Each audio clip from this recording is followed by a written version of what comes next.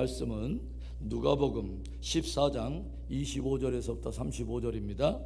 수많은 무리가 함께 갈새 예수께서 돌이키사 이르시되 물은 내게 오는 자가 자기 부모와 처자와 형제와 자매와 더욱이 자기 목숨까지 미워하지 아니하면 능히 내 제자가 되지 못하고 누구든지 자기 십자가를 지고 나를 따르지 않는 자도 능히 내 제자가 되지 못하리라.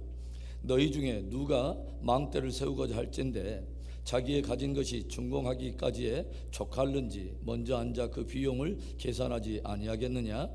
그렇게 아니하여 그 기초만 쌓고 능히 이루지 못하면 보는 자가 다 비웃어 이르되 이 사람이 공사를 시작하고 능히 이루지 못하였다 하리라. 또 어떤 사람이 다른 임금과 싸우러 갈 때에 먼저 앉아 1만 명으로서 저 2만 명을 거느리고 오는 자를 대적할 수 있을까 헤아리지 아니하겠느냐? 만일 못할 터이면 그가 아직 멀리 있을 때에 사신을 보내어 화친을 청할지니라. 이와 같이 너희 중에 누구든지 자기의 모든 소유를 버리지 아니하면 능히 내 제자가 되지 못하리라. 소금이 좋은 것이나 소금도 만일 그 맛을 잃으면 무엇으로 짜게 하리요? 땅에도 거름에도 쓸데없어 내버리느니라. 들을 귀가 있는 자는 들을지어다 하시니라. 지난 토요일 새벽에 우리는 주님께서 사람들에게 너희는 좁은 문으로 들어가기를 힘쓰라 하셨던 그 말씀을 가지고 은혜를 나눴습니다. 어떤 한 사람이 주님께 나와서 물었어요. 주님, 구원받는 사람이 적습니까? 구원받는 사람이 적으니까? 이렇게 묻는 질문에 주님께서 경종하여 들려주신 것은 너희가 좁은 문으로 들어가기를 힘쓰라. 들어가기를 구하여도 못하는 자가 많으니라 라는 의미심장한 말씀을 들려주셨어요. 주님께서는 한 비유를 통해서 그 날에 많은 이들이 내게 나와서 주여 우리가 주님 앞에서 함께 먹지 아니하였나이까? 우리가 길에서 주님께로부터 가르침을 받지 아니하였나이까? 라고 말할 때에 주님으로부터 나는 도무지 너희를 알지 못하느니 행하가는 자야 떠나라 라고 하는 주님으로부터의 차갑고 냉담한 말씀을 들을 자들이 의외로 많을 것을 주님이 들려주십니다. 무슨 말입니까? 우리가 함께 주와 함께 모였다고, 우리가 주와 함께 먹고 마셨다고, 또 주님께로부터 듣고 배웠다고만 충분한 것은 아니라고 하는 것입니다. 또 주님께서는 아브라함과 이삭과 야곱 선지자들은 하나님의 나라에 있고 동서남북으로부터 많은 사람들이 와서 하나님의 나라의 잔치에 참여하겠지만 오히려 너희는 밖에 쫓겨나 슬피 울며 이를 갈미 있으리라 라는 말씀을 들려주셨어요. 주님은 이 말씀을 유대인들에게 들려주심으로 구원받는 것이 다만 혈통으로나 육정으로 되는 것이 아니라고 하는 것을 경고하여 들려주신 것이죠. 그저 아브라함의 후손이라고 해서, 그저 선지자의 후손이라고 해서 구원을 확신하고 있는 것이 얼마나 위험한 착각일 수 있는가를 경종하여 들려주신 것입니다. 또한 주님은 성전이 있고 또 제사장들과 종교 지도자들이 있고 여러 경건의 형식과 제도와 또 양식들이 있는 예루살렘을 바라보시며 통탄해하시며 눈물을 흘리십니다. 이것은 표면적인 경건만으로는 충분치 않다고 하는 것을 경고하신 것이죠. 여러분, 참되고 진실한 믿음을 가지고 주님의 말씀대로 좁은 문으로 들어가기를 힘써서 참된 구원을 얻게 되는 복된 저와 여러분이 되기를 주님의 이름으로 축원합니다.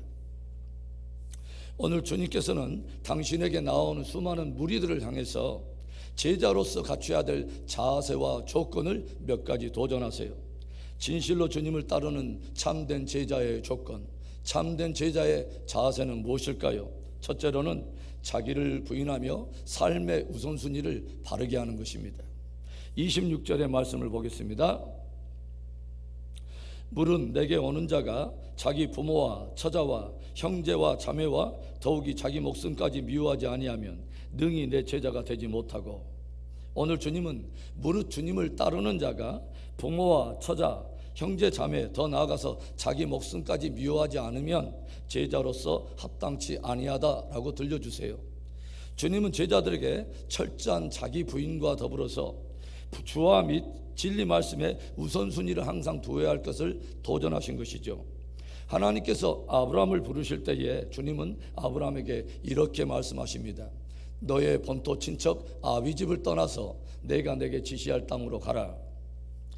아브라함이 어려서부터 자라왔던 너무도 그에게 익숙해 있는 본토, 그리고 그를 지지해주는 친척들과 그를 가장 사랑하며 보호해주던 부모가 있는 아비 집을 떠나서 이제는 내가 내게 지시할 땅으로 가라라고 도전하신 것이죠. 이에 아브라함이 본토와 친척과 아비 집을 떠나서 여호와의 말씀을 쫓아갔더라라고 기록하여 들려줘요. 지금까지는 나 중심으로 나를 가장 지지해 줄 수 있는 그런 환경을 의지하며 살아왔다면 이제는 자기를 부인하고 오직 주님과 그분의 말씀을 믿고 의지하여 따라갔다고 하는 것입니다. 주님께서 베드로와 그의 형제인 안드레를 부를 때에 어부였던 저들은 배와 그물을 던지고서 주님을 따랐다라고 기록하여 들려주고 있고, 야고보와 그의 형제를 부르실 때도 저들은 배를 그 아비와 더불어 버려두고 주를 쫓았다라고 들려주고 있습니다. 이것은 부모와 형제 자매나 이런 모든 처자나 이런 사람들을 무시하고 버리라고 하는 말이 아니라, 그만큼 주와 및 진리를 따르는 것은 다른 어떤 것보다 우선순위에 있어야 하며 제자될 자들에게 이것은 거의 절대적이라고 하는 것입니다. 범사에 자기를 부인하고 믿음의 우선순위를 바르게 함으로 참된 제자로서 승리하는 복된 저와 여러분의 믿음이 되기를 주의 이름으로 축원합니다. 진실로 주님을 따르는 참된 제자의 조건, 참된 제자의 자세는 무엇입니까? 두 번째로는 기꺼이 대가를 지불해야 한다는 것입니다. 27절의 말씀, 누구든지 자기 십자가를 지고 나를 따르지 않는 자도 능히 내 제자가 되지 못하리라. 주님은 당신을 따르는데 반드시 치러야 할 대가가 있다고 하는 것을 미리 들려주고 계십니다.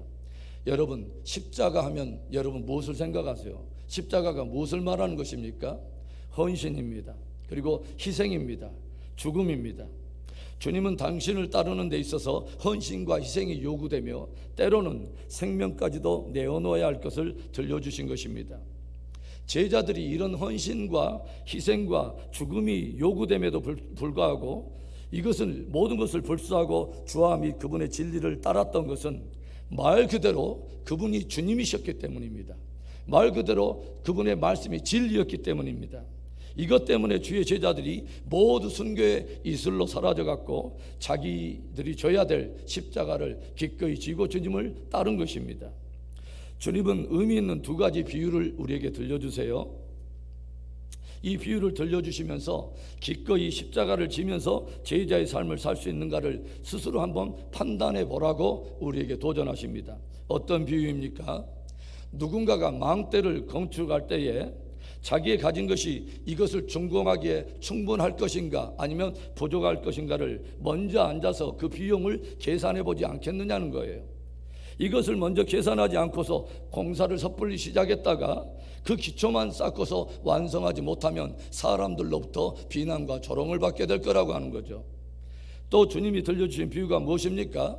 어떤 임금이 다른 적군들과 싸우려 할 때에 아군의 숫자와 병력을 이 적군의 숫자와 병력과 먼저 비교해 보면서 승패를 가늠해 보지 않겠느냐는 것이죠.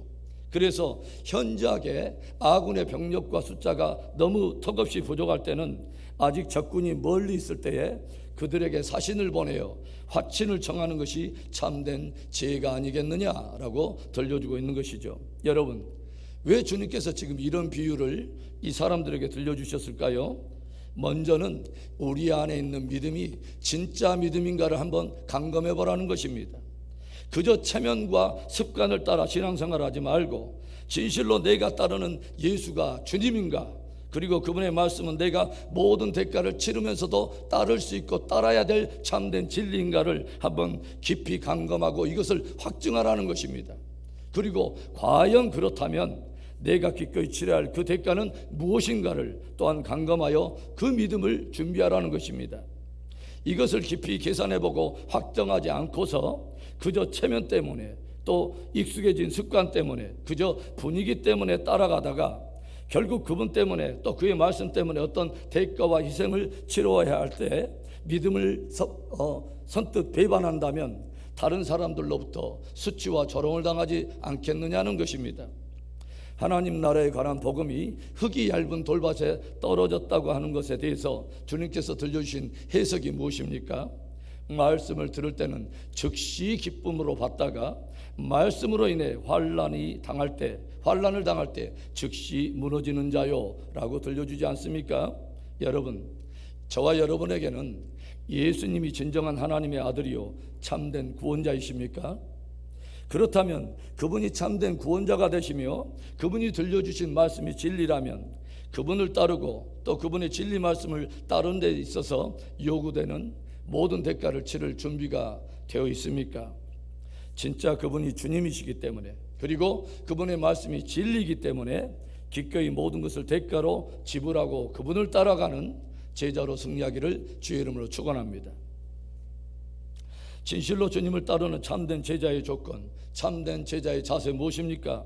마지막 세 번째로는 참된 제자로서의 맛을 내는 삶을 살아야 한다고 하는 것이죠. 34절과 35절의 말씀을 보겠습니다. 소금이 좋은 것이나 소금도 만일 그 맛을 잃으면 무엇으로 짜게 하리요? 땅에도 거름에도 쓸데없어 내버리느니라. 들을 귀가 있는 자는 들을지어다 하시니라. 주님께서는 오늘의 가르침을 소금에 대한 비유로 결론을 맺으십니다. 우리들이 너무도 잘 알고 있는 것처럼 소금은 모든 음식에 들어가서 맛을 내는데, 만일 그 소금이 그 고유의 짠맛을 잃어버리게 되면 아무 소용이 없다는 것이죠. 땅에도 소용이 없고 거름으로도 쓸 수가 없어서 다만 밖에 버려서 그렇게 버려질 뿐이라고 하는 것입니다. 오늘 주님께서 제자도에 대한 말씀을 이 소금에 대한 비유로 결론을 맺으시는 이유가 무엇입니까? 예수님의 제자라고 하면서도 늘 예수님과 그분의 일이 우선순위에 밀리고, 주님과 그분의 말씀을 따른다고 하면서도 아무런 대가도 지불하려고 하지 않고, 작은 어려운 상황만 벌어지면 금세 마음을 접고 뒤돌아 서버린다면 무슨 제자의 맛이 나겠느냐는 것입니다. 주님도 적절하게 따르고 세상도 적절하게 따르고 주님도 사랑하고 돈도 사랑하면서 늘 그 경계가 흐리고 주권이 흐린다면 어떻게 그 사람에게서 제자로서의 삶의 맛이 흘러나올 수 있겠느냐는 것입니다. 사랑하는 성도 여러분, 오늘 주님은 우리로 하여금 제 입맛대로 쫓아다니는 무리가 아니라 진실로 주님과 그분의 진리를 따르는 제자로서 갖춰야 할 조건과 자세를 우리들에게 엄히 도전하고 계십니다. 참된 제자로서 우리는 자기를 부인하고 삶의 우선순위를 바르게 해야 합니다. 기꺼이 대가를 지불하며 주님을 따라가야 하는 것입니다. 그리고 진실로 제자로서의 맛을 내는 삶을 살아야 하는 것입니다. 귀한 새벽 제단을 섬기는 귀한 새벽 성도들이 늘 진실한 제자로 끝까지 승리하게 되기를 주님의 이름으로 축원합니다.